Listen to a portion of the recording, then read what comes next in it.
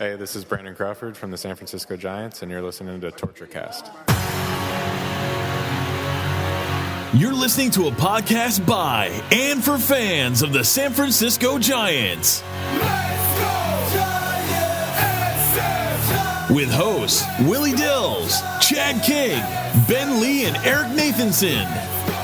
Dedicated to the greatest team in Major League Baseball, the San Francisco Giants. This is TortureCast. Standing on time, not gonna stop. We came to play, ain't slowing down. Falling on, we're here to stay, and we're stomping on whatever's in our way. I'm feeling like a Giant tonight. It's Monday, September 16th, 2019, and this is episode 180 of the TortureCast, the podcast by and for fans of the San Francisco Giants. I'm your host, Chad King, and what the hell? It was 100 degrees here in Gilroy 2 days ago, and now it's raining today. What's your weather like, Eric? It's the 100 degrees. Bring me your rain. Schizophrenic weather here. I don't know what's going on. We're stuck in a very swampy pattern in the southeast, and from what I hear, we should be down to the upper 60s early in the morning, later in the week, and that's the best we get. Like, I haven't been below 72 degrees in 3 months, so. Yeah. Oh, man. It'd be nice to go to Atlanta maybe this week. I don't know. We'll see. No, it's going to be hot. It's so funny because I'm sure the Giants will be coming into town thinking, "Oh, good, at least we're coming in September. It's not as humid. No, it stinks right now in the southeast. Yeah. It really, really does. Thankfully, they're there over the weekend, so maybe that'll be a little lower of a temperature." Well, the Giants did not have a fantastic week, but it was a mediocre week. They went 3-4 since we last recorded. They did lose 3 of 4 to Pittsburgh, which was unfortunate, but they did take 2 of 3 from Miami. So, Eric, look, we talked about their one-run game, record here. I have it a little further down in the notes. They're 3-0 in one-run games this week. That's all 3 wins they had this week. So that pushes their season record to 36-15 in one-run games. They've won 72. That's exactly half of their wins. They've won by 1 run. I mean, this team loves living on the edge, and thank God they've got that good record. I know we beat this into the ground the last few episodes, but it really is remarkable. But it also shows you, this is not a team that is an overachiever. They're not. They are an overachiever in the sense of winning all these one-run games, way better than anyone else's one-run game record. But the reality is, they're really thriving on the bullpen being able to hold down. In fact, their bullpen has the best ERA in September, despite the fact that everybody's been complaining because they had that blown game, which we'll get to, against Pittsburgh. And a couple other hiccups. But overall, their bullpen has been solid despite all of the trades and now despite all these freaking injuries that they're facing. Yeah. It's been kind of a tumultuous storm hitting the bullpen. It's like an epidemic sweeping through. Farhan totally remade the bullpen. And then his new remade bullpen, Maranta, Watson, they're all just kind of, even Smith was out for a while. They're just all going by the wayside for some reason, which is okay in September when your team is 72 and 78. Right. You talk about overachieving. They're Pythagorean 67 and 83. So that's 5 more wins than they should have based on the runs scored and runs allowed, which surprises me. I actually thought it would have been worse because having half their games by 1 runs, I think that's the Bochy factor. I really do. He manages the bullpen so well. No matter if it's a rookie, a submariner, or a veteran, he knows how to handle them. Speaking of, he loves Tyler Rogers, it seems.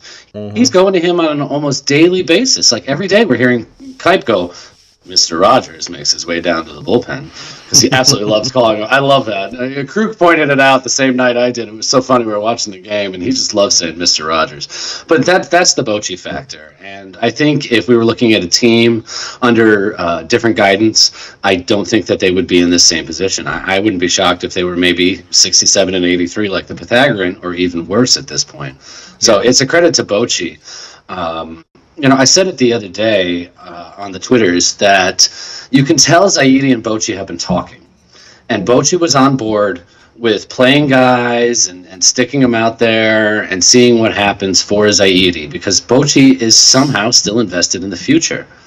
And so his willingness to balance both things has made for an interesting September, because 2 weeks ago we were worried they were not going to win 5 games this month. Thankfully, they've gotten better at that. But, I mean, it's still frustrating coming out of a week like this. You lose 3 or 4 to Pittsburgh, and then Pittsburgh goes to Chicago and gets absolutely demolished. Crushed, yeah. I mean, it wasn't...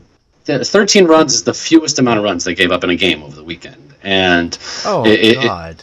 It was like 13, 17, 13, and 16. And it just never stopped. And the Giants couldn't do such a thing, which is, why they did lose 3 or 4. But that leaves Bochy. We said he's at 72 wins. He's 2 wins away from 2,000 with only 12 games left. So there's no need to win 2 games a week anymore. No, not at all. And it's funny, the Giants only scored 17 runs in those last 7 games. They went 3-4. So that in itself is pretty remarkable, considering, like you just said, the Pirates didn't give up less than 13. And here the Giants score 17 in an entire week and still salvage 3 games out of 7. I mean, let's be fair. The Cubs have a lot more talent than the Giants do. Mm-hmm. But, like, when you see something like that, it's kind of like, that used to be us, man. It did. It's unfortunate. The Giants are 72 and 78, like you just mentioned. They're 9.5 games back of the second wild card, but their elimination number now is down to 4. So most likely by our next podcast next week, the Giants will be officially eliminated from the postseason. And don't get us wrong, no one is thinking about postseason right now, but just giving you the numbers. That's all we're doing here. Yeah, it's the way to play out the string. Well, that's true. I was going to touch on it real quick. So, Bochy's 2 wins shy of 2,000. They're going to Fenway and Atlanta this week. Bochy is career 1-7 at Fenway Park, so he's only managed 8 games there. Oh wow! I'm sorry, he's 1-8 if you include the 1999 All-Star game, which the NL lost 4-1. And then they go to SunTrust, which has only been open for 2 years. So Bochy's only managed 7 games there. So these 2 stadiums he's going to, he's barely ever managed in, yet he could hit this milestone at one of them, which I just found kind of weird, I mean, he hasn't been, he's only been to Fenway 3 times, once with San Diego, twice with the Giants. So, it's just kind of strange that it won't be something that happens in like Dodger Stadium or Petco or, Coors Field or Oracle or something like that. That he's going to end up, with this one long-lasting memory is going to be against a team he's barely ever played. Yeah, with 12 games left, I mean, we're pretty confident the Giants are going to be able to go 2-10 in those 12 games. So I'm not too worried about that. But yeah, that's a really good point. 6 games on the road in parks that he's barely managed in. He's probably, unless they, obviously do worse than 2-4, gonna clinch it on the road. So, and that's fine. I mean, I want him to have the best managerial record he can get. He's obviously going to retire with a sub 500 record at this point. But with the Giants, as of a few days ago, he was 500. I think he's still around 500 with the Giants. With the Padres, he was slightly under 500, so that gives him, under for his career. But it's not about the managerial record. It's about the accomplishments you make. I see some, Dodger lovers and maybe Giants haters on social media talking about stuff like that. Like, how can you give a guy, a Hall of Fame nod when he has a sub 500 managerial record? And it's like, no, it's about what he accomplished. I mean, you could have some shitty years, don't get me wrong. But if you win 3 world championships in 5 years and you manage 25 years in the big leagues and are in the top 10 in games managed and wins, yeah, you deserve that. I mean, he's gone 25 straight years managing in the National League without getting fired. And that's incredible. Most managers can't say that. Most managers are hired to be fired. And Bochy was originally hired to be fired like every other manager, but he did what he did. And like you said, he's got an exactly 500 record with the Giants, 1047 and 1047. But, that kind of longevity, it speaks to something. And even in, like I was just talking about, even in lost seasons, managers like Bochy can stand out. And he has shown that over the last few weeks. And he's absolutely deserving of the Hall of Fame. Every guy that has more wins than him is in the Hall of Fame. Every guy with 3 World Series titles in the Hall of Fame. So it's a no-brainer. I think we've talked about this. 2022, I think, is the earliest he can go in. So that might be my first trip to Cooperstown, finally. That's going to be fun. So this week, the Dodgers did clinch the West officially, but they didn't do it in San Francisco, which is great. Atlanta clinched a playoff berth that's kind of where we are in the playoff situation. There's definitely a tight wild card race in the National League and a little bit in the American League, but most of the divisions are pretty much settled unless something crazy happens. But you know what? Look, the Dodgers, they've been not great lately. They've been kind of coming off a little bit down. I mean, they may not even get the number one seed in the National League if Atlanta catches them. And they're probably not going to get the number one seed in Major League Baseball, so they probably wouldn't be able to host the World Series should they make it that far. I just hope that the Dodgers this year are going to be eliminated earlier than the last couple of years, especially last year, going down to Game 7. It's like, no. I just hope someone like they're going to play the wild card winner, right? So right now it would be the Nats and the Cubs. So I just hope that either one of those teams, don't get me wrong, I know your wife is a Cubs fan, but I think the Nats match up better with the Dodgers. Oh, they totally do. So, I'm hoping that the Nats win that wild card game, no matter who it is against. Could be the Brewers, could be someone else. And, just take down Kershaw and the Dodgers, and we won't have to worry about that too much into October. Well, it feels like they're just not as strong this year. It's funny. They have 97 wins. They were the first team to like 50, 60, 70 wins. But they just don't feel like they have that same strength that they used to have. I didn't feel when the Giants played them last weekend, every batter that came up to the plate, it wasn't, oh man, this guy, oh man, this guy. There were spots where you felt like pitchers could get out. Whereas the past couple of years, the Dodgers, it just feels like their lineup is just amazing top to bottom. So I think this is the year that they might, fall short. Atlanta is playing really, really well, and we still don't know who's going to come out of the Central. Cubs are 2 games back of the Cardinals, and they still play each other 7 times. Ooh, that is amazing. I love that baseball, looks at the teams, and I think they definitely know, okay, can we forecast who's going to be the best in each division this year? We should have the top couple teams that we think are going to be the best battle each other near the end of the year.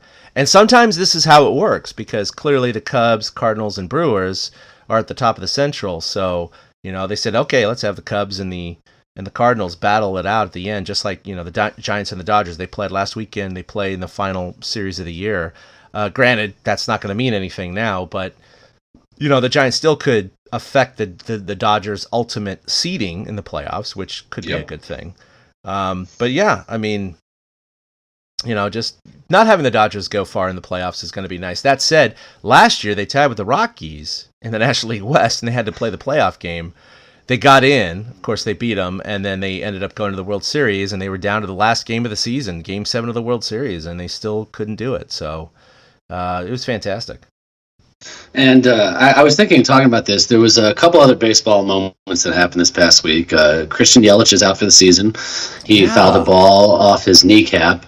Apparently he doesn't need surgery. It's, going to heal somehow. But if the Brewers were somehow to make the World Series, that's the earliest Yelich could come back. And I hope they don't. I'm tired of the Brewers. And Mike Trout, that totally comes from a Cubs household. And Mike Trout's out for the season now. He's having surgery on his foot. And at first they were just going to try to keep him a DH and shut him down a little bit, but it looks like he's going to have foot surgery. So probably the 2 leading candidates for MVPs in each league just went down with injuries 2 weeks before the season ends. So it's kind of frustrating as fans because you want to see the great ones play, but I don't think it should affect any of the voting. Probably won't. Unfortunately, because of the Yelich injury, it's probably going to give the edge to Bellinger for the National League MVP. Trout could still win the AL MVP. Because his stats are so dominant, and it's only a couple of weeks. Yeah, I was reading a little bit more about his injury, and I guess it's not an injury that needed surgery right away, but because the Angels are not in the postseason picture, they just decided, okay, let's just get this done sooner rather than later. But he probably could have played through it a little bit. It's a nerve problem in his right foot where it feels like he's stepping on a pebble in his shoe the entire time because of calcification or some growth around a nerve ending down there. So that's what they're going to go in and kind of remove. So it's not like Tommy John surgery or anything like that. But I'm a little surprised that they shut him down. But at the same time, he's so valuable to the franchise. Why not get it done sooner rather than later? And he probably had his best season ever, and they still went 68-82 so far. So, I mean, it's not good. It's funny because it's like a franchise icon. And shifting back to the Giants, I saw you noted here that the Giants rearranged their rotation, so that Bumgarner should line up to pitch that final game, that final Sunday against the Dodgers. And it's a great nod that the Giants have done for Bochy and Bumgarner. And it was easy for them to rearrange the rotation. There's nobody going to be pitching on short rest or anything like that. Having today off and next Monday off really, really made it solid. So that means Bum will pitch in Boston on Thursday, and then he'll pitch next week on Tuesday against the Rockies, and then the final game of the season against LA. And here we were talking 2 months ago, oh my God, this could be Bumgarner's last start. And now we get to send Bochy out, with his best and favorite pitcher. And I think it's really just lining up to be the way it's supposed to be. Yeah, and hopefully they won't lose 15-0 like they did last year at the end of the season. I don't think that's going to happen with a Bum starting. But let's talk about who came back for the Giants this year. Earlier this week, he had 2 starts actually, but Johnny Cueto, coming off his Tommy John surgery, has just been stellar. 2 starts, 5 innings each of shutout ball. Only 4 hits in those 2 starts in those 10 innings. 3 walks and 6 Ks. I mean, and Bochy even said he looks stronger. And we've seen this before. We've seen this with certain pitchers who have had Tommy John surgery. And I'm not saying he's going to be stronger necessarily, because even if he shuts out the rest of the year, he has 3 more starts and he doesn't allow a run. I'm not going to anoint him the next Cy Young Award winner in 2020. But it does give a little bit of credence to the fact that some pitchers do very, very well after Tommy John surgery. And this could bode well for the Giants going into next season, because it will, he's obviously signed with the Giants. He'll be there next year. This could really improve their chances. They're 2-0 with him already. Yeah, it's funny. They didn't get him a win yesterday, but you talk about it. It's translating in the numbers. Before his surgery, Cueto was sitting at about 89.5 miles an hour on his fastball. In his first start back, he was sitting about 91.5, and then on yesterday he was up to about 92. So he definitely is stronger than he was before. My favorite thing was I loved his first game back, that smile when he's walking off the mound. But yesterday was just really impressive. For the first 4 innings, the leadoff batter got on every single inning for the Marlins. So Cueto had to pitch in traffic the whole game, something he didn't have to do on his first start, and he got through it just fine. Yesterday he only struck out 2, but he walked 2, but he got a ground ball double play at the right time. And then after throwing 29 pitches in the 4th inning yesterday, being on a pitch count, he came out in the 5th inning, he threw 8 pitches to get out of the inning, and that was it, or 7 pitches. It was unbelievable. He was okay, this is all I've got. I mean, guys were getting hot in the bullpen as he's out there in the 5th inning, and it was just, I don't think it could have gone any better. I don't think Johnny Cueto's return short of throwing no-hit ball in back-to-back starts, I don't think it could have gotten any better. And I think he does give Giants fans a reason to look forward to next year, as if we lose Bumgarner, Johnny Cueto should be the number 1 in the rotation. For sure. He had a pitch count of 70, so yesterday he threw 71, like you said. It was 6, 7, or 8 pitches in that final inning after 31 in the previous inning, because he had to pitch through traffic. Next couple of starts, or next start is going to be about 85, and they said his final start probably will be 100. So we'll see what happens there. The Giants, this is Farhan Zaidi. His fingerprints are sorry, I can't speak right now, are all over this, but they fired 8 of their 20 scouts this past week. It's pretty amazing. Cueto was really upset on the KMBR show because he has a bond to a lot of these guys, but probably the most recognizable names for fans are Brian Johnson, of course, who hit that 1997 home run against the Dodgers, and Steve Balboni. He's a longtime Bay Area native, both whom served as pro scouts for the past 10 seasons and were relied on heavily during the 10, 12, and 14 postseasons. So a couple of guys even worked for the Giants for more than 30 years. This is a sign of the times, Eric, and these guys are kind of old school scouts, and they have a lot of minutia to bring, but at the same time, Farhan is look at our farm system. It's kind of sucked the last few years, so we need to get guys who are a little bit more analytical, a little bit more in line with what I believe. Well, from everything I've read, most of the scouts that he let go, like Brian Johnson and, oh God, you just said his name and I forgot it. The other guy, that Balboni. Yeah. Apparently, a lot of the scouts they let go of were advanced major league level scouts, meaning these guys were going ahead to whoever the Giants were playing next and watching those games. And Farhan wants to shift the scouting department to focus more on the lower minor league levels. Because, as he said, we have enough data, we have enough video, we have enough things to gather on the major league level that we don't have on the lower levels. You know, not every pitch is recorded, not everything has video connected to it, not everything has a StatCast number connected to it in the low minor leagues. So Zaidi wants to focus on the low minor leagues because that's where his gems have always been found. You know, that's in, and I'm not talking just gems in our system. That's for scouts to go look at other people's systems. And when they identify a player, they're going to try to get that player in trade. So, like you said, it's a sign of the times with Zaidi, and he wants guys that are thinking more in line with him. And I totally understand him doing it. And I understand Kruko's upset, but this is another one of those moves that just shouldn't shock us under a new president. No, not at all. All right, so Bochy says that Yastrzemski is going to play all 3 games in Boston this week, and it's kind of like, duh, why wouldn't you? Yeah. And there's some great quotes from Bochy. I don't have them in front of me, but it was something to the effect of, I know that Yastrzemski is obviously an icon in this town, and seeing an outfielder with that name emblazoned on his back while he's out in the outfield is going to do a lot of good for the brand and just really the enjoyment of the game. And I think his grandfather, according to Yaz himself, said he's going to attend at least one of those games. Yeah, I think they're getting a suite, and I wouldn't be shocked too if Yaz gets our Yaz gets a huge ovation from the crowd just because of his grandfather. Yeah. You know, I mean, his grandfather was the only one to have a triple. He had a triple crown in 1967, and until Miguel Cabrera came along in like 12, I think it was, and had one, nobody had a triple crown that entire time. So his lineage is fantastic. But Yaz almost didn't make it, diving in head first yesterday. Yeah. No kidding. He almost didn't make it to Boston. Would have been decapitated there. I know. Yeah, right. All right, so let's talk about the weekend review. On Monday, they did lose 6-4 to Pittsburgh. The unfortunate part, and this could have flipped their week to having a winning record, they had a 4-2 lead going into the ninth. Tyler Rogers started the ninth and gave up a hit. So Bochy went to the pen and put in Abad, who gave up a hit and a walk to 3 batters. He got 1 out.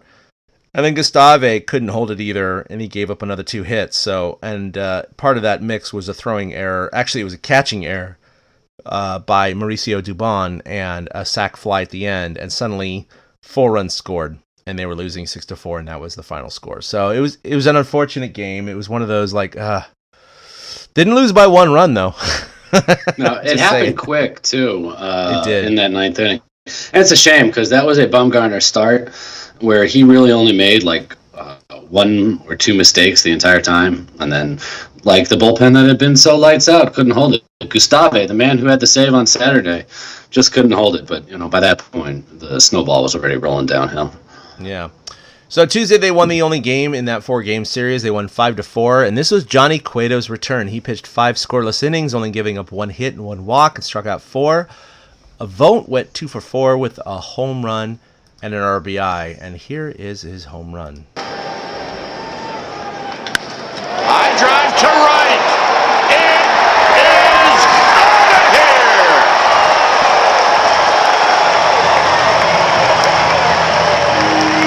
Home run number 9 for Stephen Vogt. And this is all with 2 outs.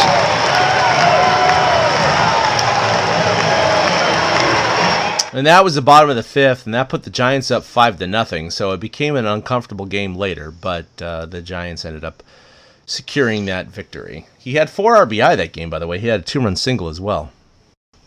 Was that the game that he also stole a base, or was that the week before? No, that was the game he stole a base. Yeah, it was his first stolen base since like 2016 or something. Yeah, it was like the Stephen Vogt game, and he came out of that game. I think Cueto is what pumped him up that game because he said he had so much fun catching Cueto back there. And I mean, who wouldn't have fun catching Cueto? The shimmies, the pauses, the way his ball actually moves compared to, I mean, it had to have been refreshing compared to some of the other pitchers that Vogt has caught this year. it was a quality win against the Pirates, but like you said, it was their only win in the week against them, and it was just kind of frustrating that was the only day that they could put it all together. Yeah, so Wednesday, the next day, they lost 6-3. Logan Webb gave up 4 earned runs and 4 2/3 innings pitched. Thursday, they lost again, 4-2. Shark gave up all 4 runs in 6 1/3.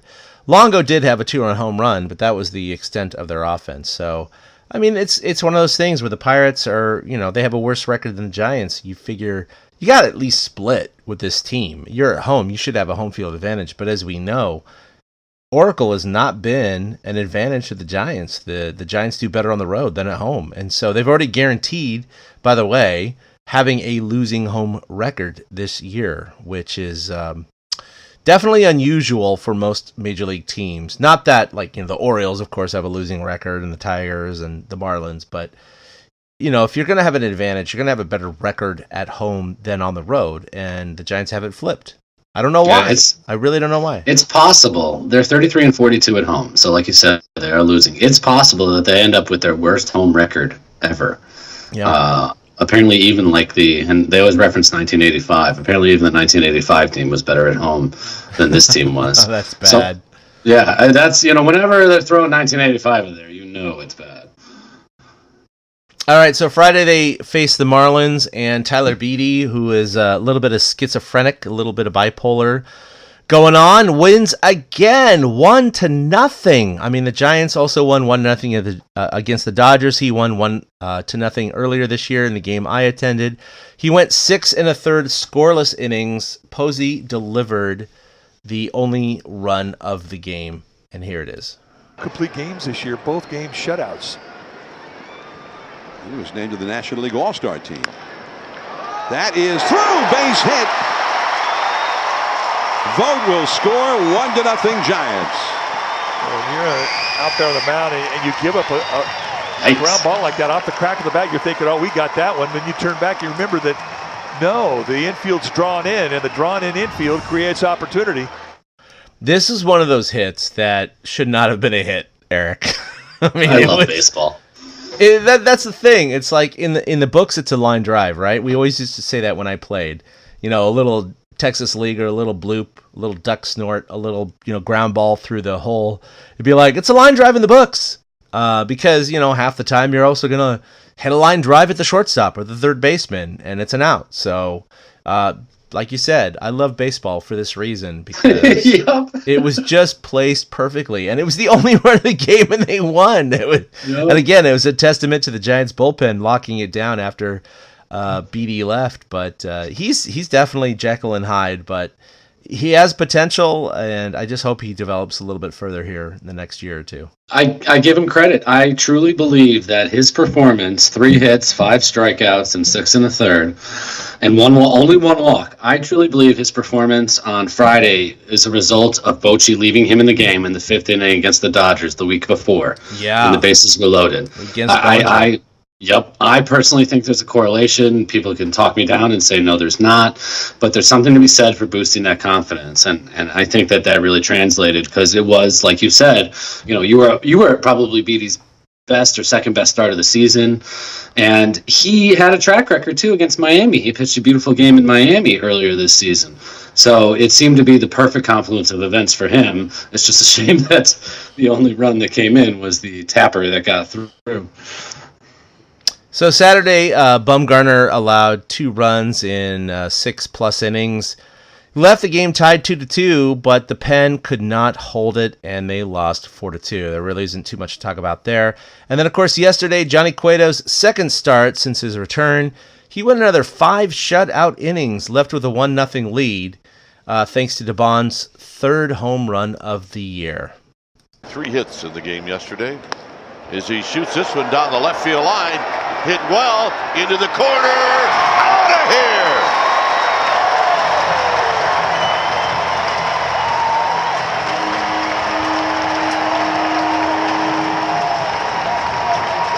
say this about Dubon is he knows where to hit him.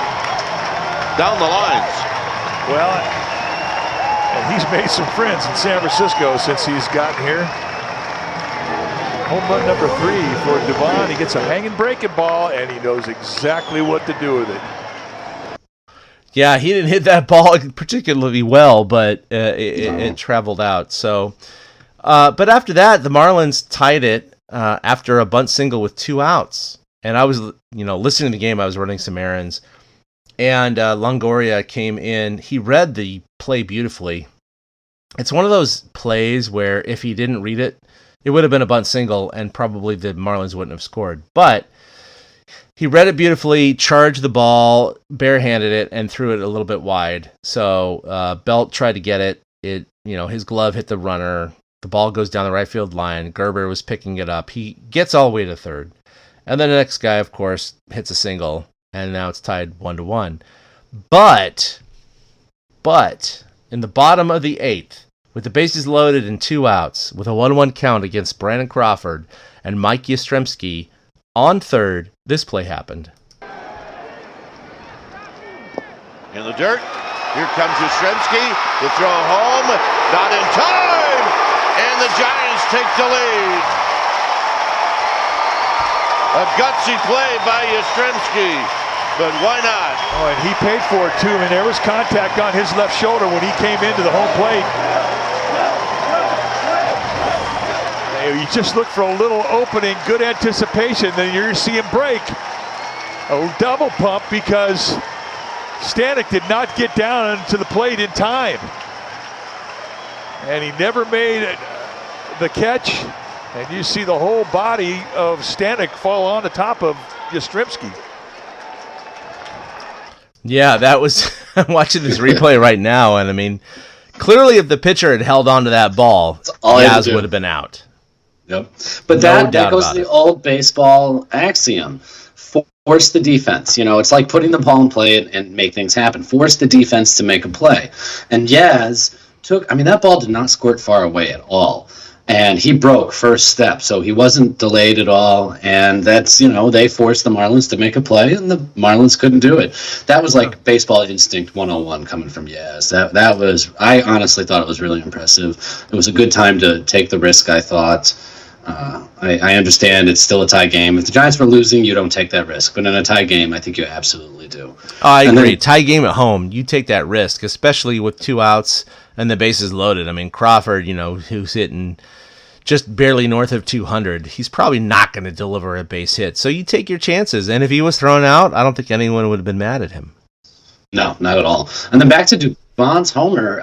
We were talking about how Pilar hits homers, and I was pointing out how he yanks them. Dubon's doing the same thing.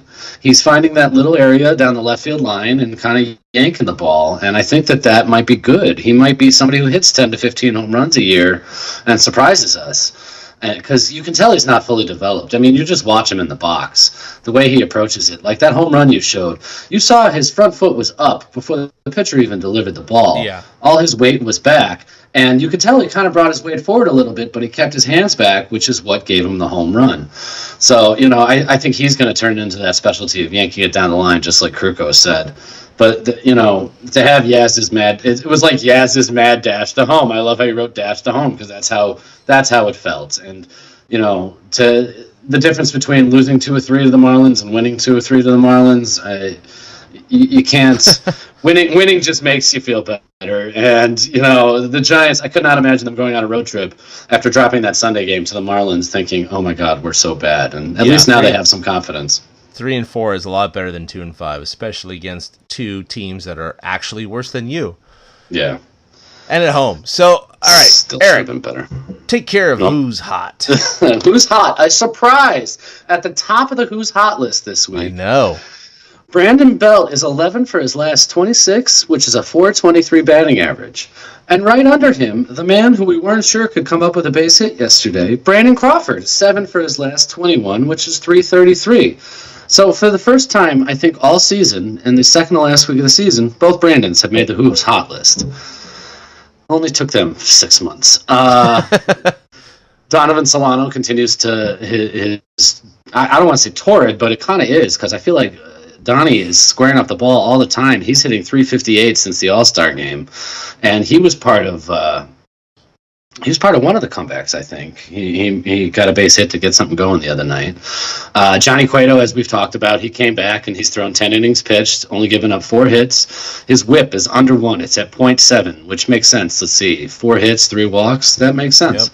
And a 129 batting average against, which I actually was surprised at. I thought it'd be lower than that, but then I remember there was those couple base hits to lead off innings. Cueto's not the only pitcher shining lately. Bumgarner, even though they lost both of his starts this past week, he threw 14 innings pitched, and he gave up 4 runs, which translates to a 2.57 earned run average. And again, he kept his whip under 1. He's averaging .86 runners per inning. So, I mean, he's doing his job. And then Tyler Rogers, who I mentioned earlier, has become a Bruce Bochy favorite. And I feel like he's pitched in every single game this week. And I think he has the kind of arm that can do that.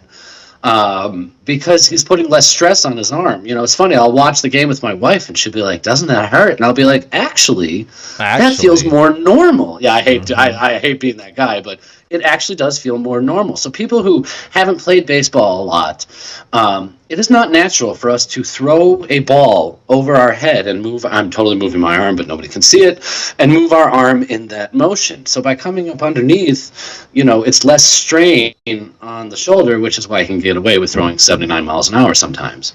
So Mr. Tyler Rogers, he's so far this year, he's accumulated 11 1/3 innings pitched and has a 1.59 ERA. He's only got a .62 whip, which is fantastic because with a guy like that, you worry about walks more than hits, and he has not been giving up a lot of walks. You know, in fact, opponents only have a 1.28 batting average against him right now, and which is just phenomenal, and it totally explains why Bochy keeps going back to him. And then Gustave has been another highlight in the pen this second half of the season. He's just over 21 innings pitched. He has a 1.69 ERA, and again, his whip is under 1. .89. So the Giants are definitely starting to flesh out pitching for the future. So that's the who's hot. Crazy. I mean, who would have thought at the beginning of the season, you know, we're talking about Tyler Rogers and Gustave and these guys we never even heard of, but they're performing very, very well since their call-up. All right, so who's not? Jalen Davis, 2 for 12, but he's got some pretty good speed, and obviously he hit 30-plus home runs in the minors this year.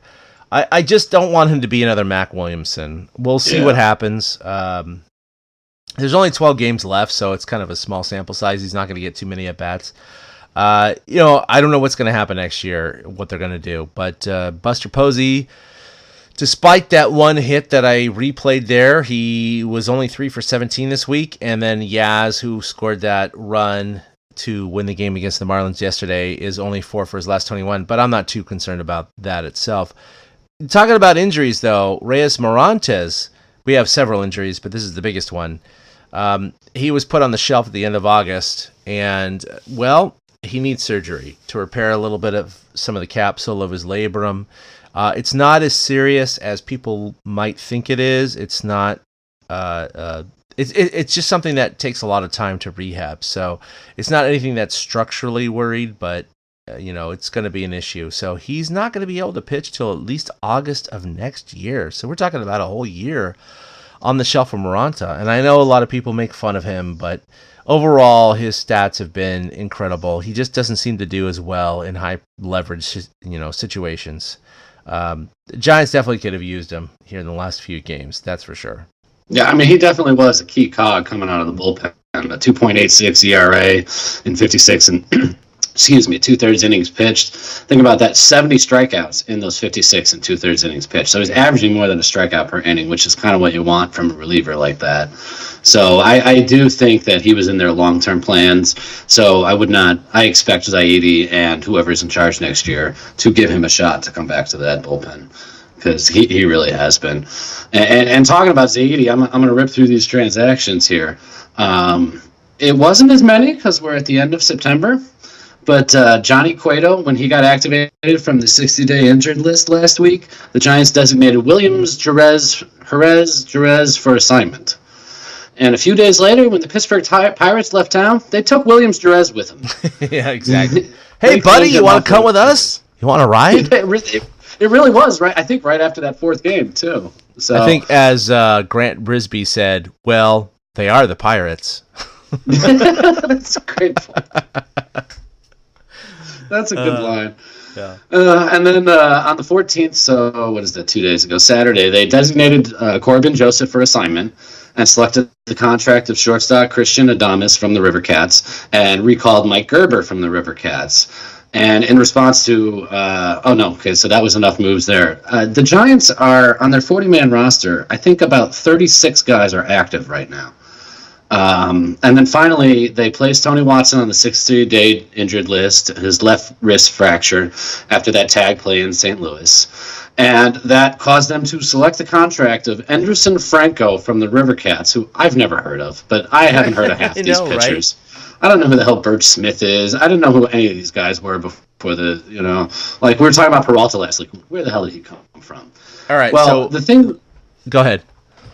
Are you going to? Okay, I was going to say the thing with Franco is that when he makes an appearance in the game, like I talked about last week, he will be the 64th player to play for the Giants this year, tying an MLB record set by the 2014 Rangers. Oh, wow.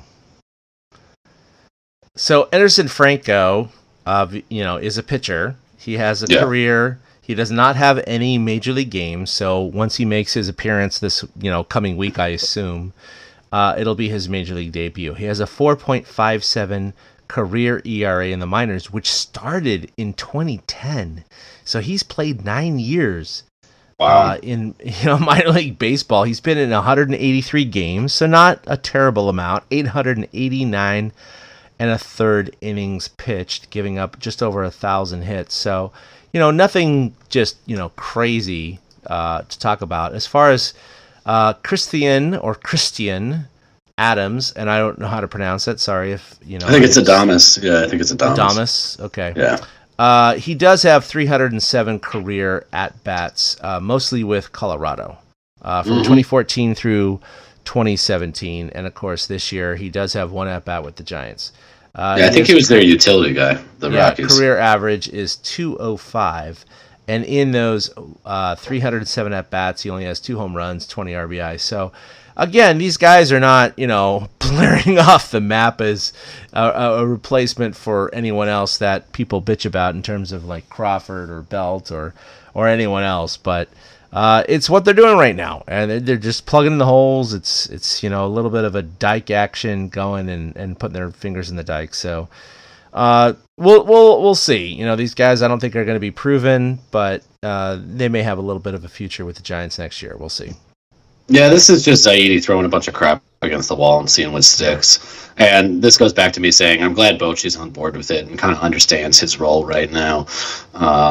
He's not selfish. I have a feeling before the season even started, Zaidi told him, look, we're probably not going to contend this year, and I'm going to throw a ton of players at you. And Bochy said, bring it. I'll find who I need to play. Yeah. And I think that's kind of what's happening. So a guy like Franco, he's just getting his shot. You said he's been a minor leaguer since 2010, and listening to those stats, it sounded like he was a starter for a while with the amount of innings he racked up. So, it's possible that Zaidi's just, again, throwing something against the wall and seeing what sticks, which seems to be the MO. And so far, I haven't hated it. It got us Yastrzemski, Vogt. I don't want to say Gerber because that guy strikes out all the time, but guys like that. All right, so minor league report, the Sacramento River Cats are doing very, very well. They're headed to Memphis, a 3-run 8th inning fueled by 3 consecutive walks and a clutch hit from shortstop Avellino, which, of course, the Giants have seen this year, paved the way for a 7-5 victory and a sweep of the Round Rock Express to win the Pacific Coast League Championship. And this title is the franchise's 5th in its 20-year history. We're talking about Sacramento, not the Giants. And it's first since 2008. So they are going to Memphis, Tennessee, and that will be the setting for Tuesday night's AAA National Championship matchup between the River Cats and the Columbus Clippers. They are the AAA affiliate of the Cleveland Indians. It'll be the 3rd appearance for Sacramento and the 4th for Columbus. Neither team has announced a starting pitcher for the game, but the first pitch is set for 5 p.m. tomorrow night. Watch the game live on FS1, Fox Sports 1, or listen to all of the action live online at rivercats.com. So this is unusual for the Giants to be at this position in terms of their AAA team. So it's kind of cool. It doesn't really mean anything, but hey, we'll take it. They won their league, so that's the important thing. And I think that's the first time a Giants affiliate has won the Pacific Coast League in like 40 years. Oh, it's been like 1978, I think, was the last time. Yeah, there you go. So 41 years, and it was like a Phoenix team or something like that. It was the Phoenix Firebirds. Yep. That's the words, Firebirds, yeah. So, I mean, that's it also shows that the Giants system has gotten better. I mean, we talked about a couple weeks ago about all these different teams that made the playoffs this year. We were not talking about that in previous seasons. So, it's cool. I had no idea the game was going to be on FS1, so good find there. I'm totally going to tune into that. I know, it's pretty cool. All right, so before we wrap up, I wanted to talk about some of our viewers. Santa Ana Canyon, that's his handle. His name is Mike in real life, has been a religious viewer or listener on YouTube, which, we don't get many views on YouTube, so that's his platform of choice. We get a lot more views on the podcast streams. But he said less than a week ago to our last podcast, "Thanks, Chad and Eric. Another really fun show. Your conversation about the impact players have on us when we are young and then as we age struck a nerve. Before my father-in-law passed away in July of 2012, there were many times when a whole bunch of us family members would sit around and just listen to him and his brother talk about going to Candlestick and watching the Giants. They talked of taking girls there on dates and that the fog rolled in around the 8th inning. They also talked about watching Mays and Perry and Cepeda, players none of us ever saw except in newsreels. They told of amazing plays and being gut punched as fans in 1962. Of course, that was the line drive that McCovey hit. It's like, that would have been something. I'm starting to think. I know. I'm starting to think that admiring players is a never-ending cycle of memories and emotions that can be transferred if you're willing to let it. I feel the same way. Every time I listen to Chad and Eric, I felt the same happiness as they spoke of Clark, Bonds, and Bumgarner. TortureCast makes me laugh, cheer, go aha, and sometimes get a lump in my throat. Good baseball talk is like that. Your show is loaded with great content, and it sounds so professionally well done. Sorry. Thank you. It's the best darn thing on all of YouTube. Again, another laugh. I love it. Thank you again. Always look forward to each episode, Mike. Mike, thank you so much for the kind words.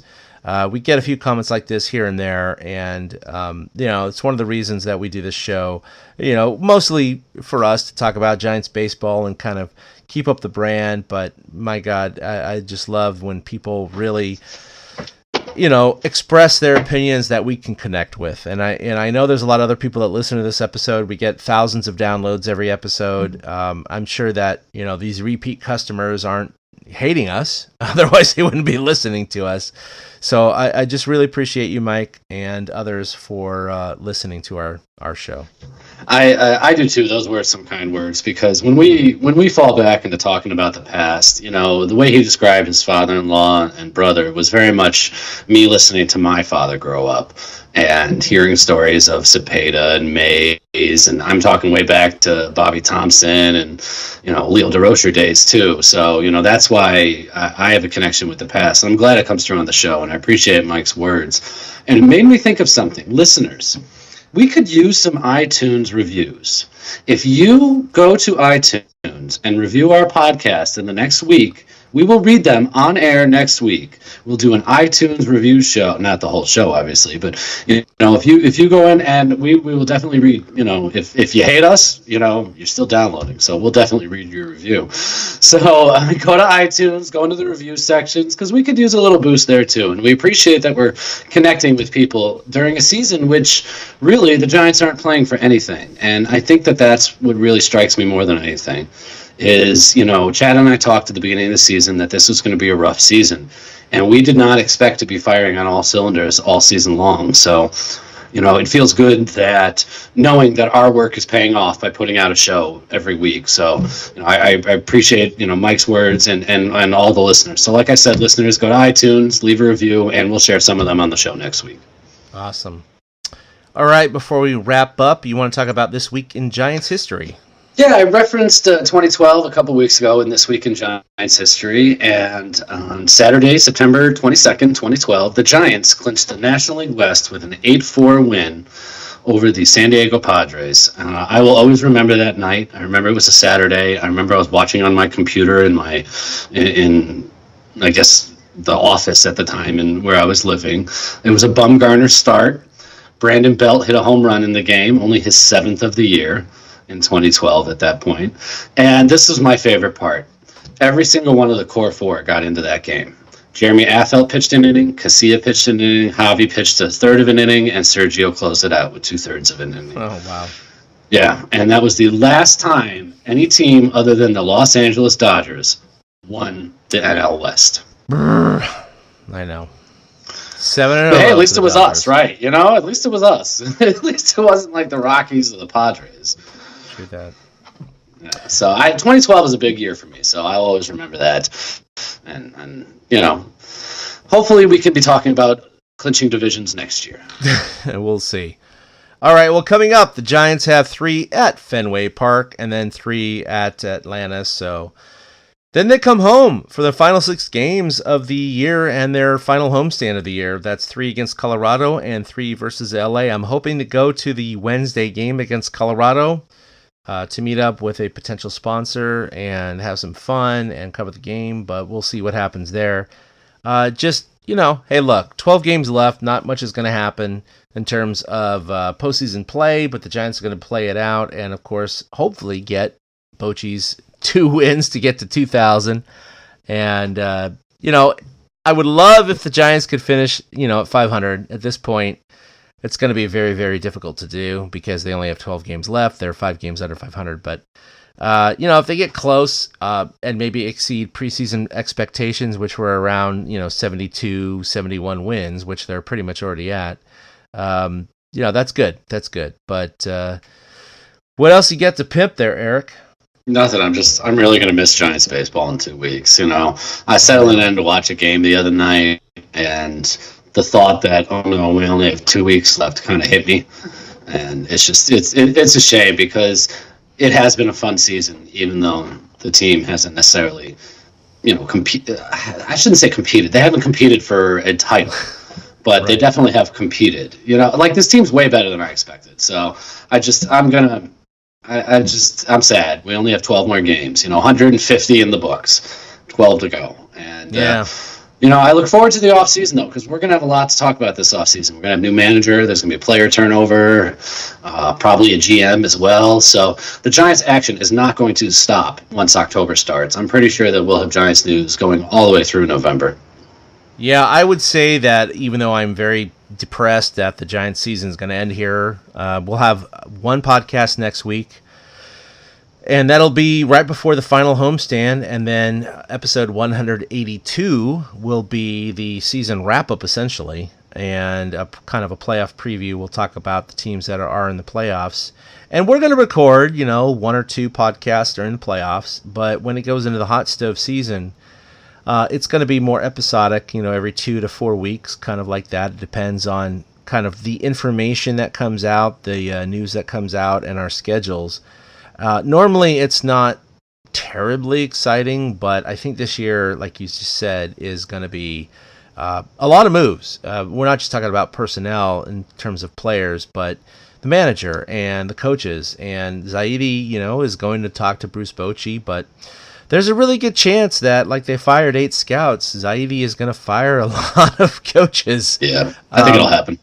And, you know, it's going to be a little bit of a cleaning house. It's going to be ripping off the Band-Aid. And I think there's going to be some hurt feelings and some social media and, you know, news worthiness there. But at the same time, this is kind of the rebirth, I would call it, of the San Francisco Giants. And I think it's going to be a good thing because the last 3 years have not been good. So I think everything's looking up, Eric, and, you know, if they don't compete in 2020, I do think 2021 is going to be a target for them to be definitely back in it. But then again, look, they were in it this year for quite a bit of time, so 2020 could really surprise us, especially if they re-sign Bumgarner and they have Cueto and some of these guys coming up for the minor leagues with a couple of free agent acquisitions. If they close off Triple Alley and they get some hitters coming in, you know, it could be sooner than we think. So I'm really looking forward to this offseason, but in the meantime, we're dealing with the Giants of 2019, and it's, like you said, exceeded our expectations. We've had a lot of fun, and we've definitely